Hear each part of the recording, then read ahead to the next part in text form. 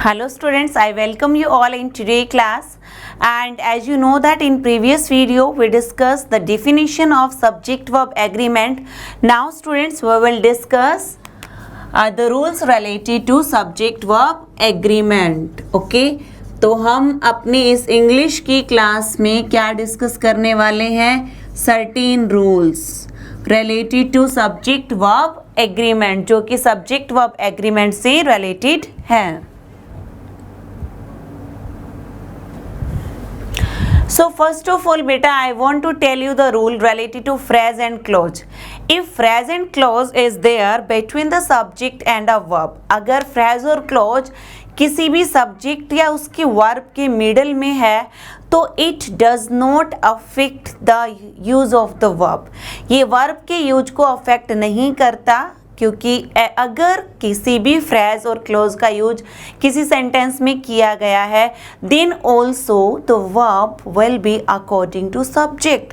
तो बेटा वर्ब किसके अकॉर्डिंग होगी? सब्जेक्ट के अकॉर्डिंग होगी. ओके, सो आपको you do not need to get confused at the time कि ये वर्ब फ्रेज आ गया, क्लोज आ गया, तो अब क्या करें? वर्ब इनके अकॉर्डिंग फिल करें? नो बेटा, कंफ्यूज होने की बिल्कुल भी ज़रूरत नहीं है. Okay, so I am writing rule number 1. If phrase और क्लॉज, इफ अ फ्रेज और clause between subject and verb, और we can say that a phrase और clause between, rule number 1, a phrase और clause between subject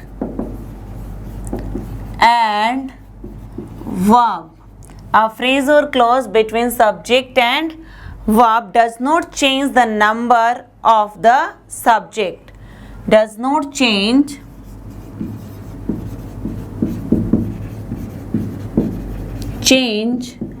the number of the subject, and verb will be according to subject, and verb will be according to subject. verb किसके according होगी? Subject के according होगी. So let's connect this rule with one example. For example, a can of lima beans sits on the shelf. Example देखिए बेटा, a can of lima beans sits on the shelf. On the shelf. Okay, so यहाँ पर can क्या है? Can is working as a subject. Okay बेटा, and sits working as a verb. तो ये verb किसके अकॉर्डिंग यूज हुई है? This is used according to subject.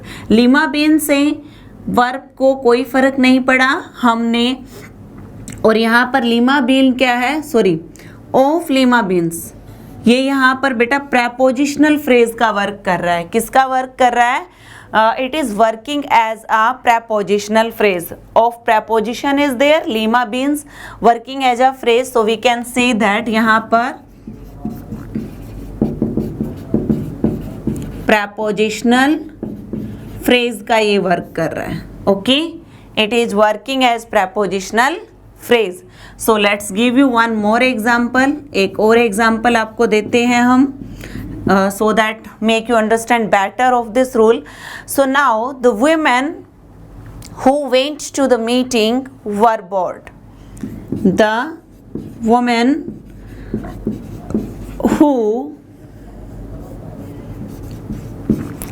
Went to the meeting were bored. Okay, वो महिलाएं जो मीटिंग में गई थी वो बोर हो गई. सो देखिए यहाँ पर the women working as a subject. ये किसका काम कर रहा है? ये सब्जेक्ट का वर्क कर रहा है.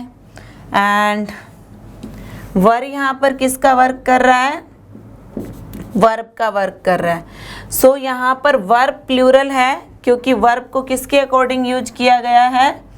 वर्ब को सब्जेक्ट के अकॉर्डिंग यूज किया गया है। ओके, क्लियर हुआ आपको? So the women who went to the meeting, हमने मीटिंग के अकॉर्डिंग वर्ब का यूज नहीं किया, हमने इसका यूज किसके अकॉर्डिंग किया है?